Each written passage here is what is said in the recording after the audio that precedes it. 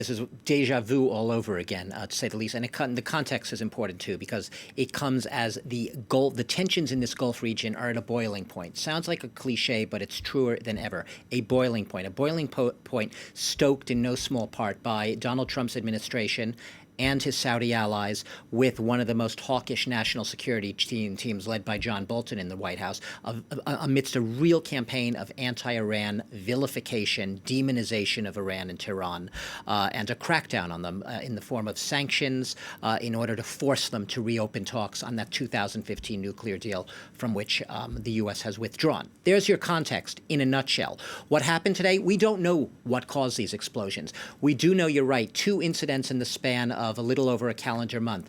Last time around, May 12th, you had 4 oil tankers hit in the same area. It was a less serious incident in the sense that, first of all, an inquiry led by the United Arab Emirates, they found that there were state-like actors involved in those previous attacks against tankers. They did not specifically name Iran, although John Bolton, the man I just mentioned earlier, the national security advisor to Donald Trump, said that Iran was almost certainly involved. Fast forward to today's incidents. More serious in the fact that this time around there were actually fires on board the 2 ships. One was Norwegian-owned, one was a Japanese-owned tanker. There were fires aboard them. We have had evacuations from both ships with the U.S. Navy vessels assisting in those evacuations, but definitely raising the sense of alarm in this region. So like I said, while we don't know the causes, while we can't pinpoint or assign any blame right now, there will be a lot of finger pointing in the next few days.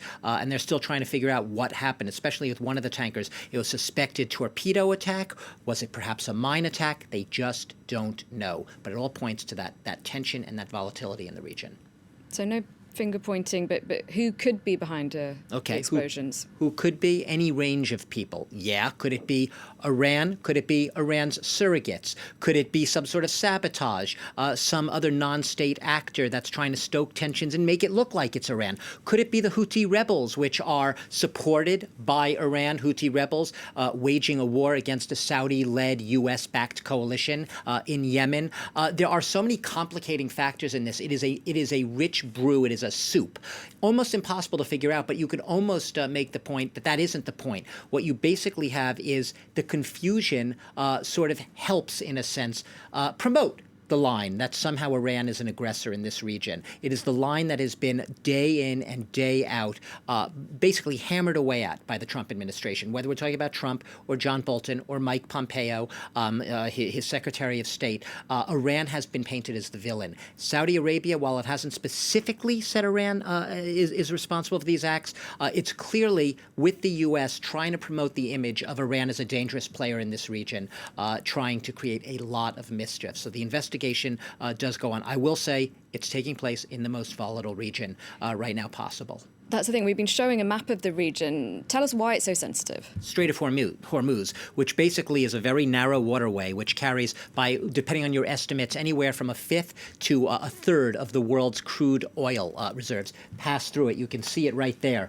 Very narrow. This was one of the strategic sort of flashpoints in the nearly decade-long Iran-Iraq war way back when. And it's remains a strategic flashpoint. Anything that happens to disrupt in any way shipping of crude oil, hundreds of millions of barrels of oil through this strait and the Gulf of Oman right below it is going to immediately have an impact on world oil prices. And we've seen today, and you could talk later to the business editors about that, we've seen the oil prices shooting up. Crude, Brent oil, going up, $3, $4. It's always one of the immediate reactions. When stuff happens in the Strait of Hormuz, geopolitically tensions rise, oil markets start to worry a lot, investors start to worry, and there's a lot of sort of knock-on effects across markets, across the world.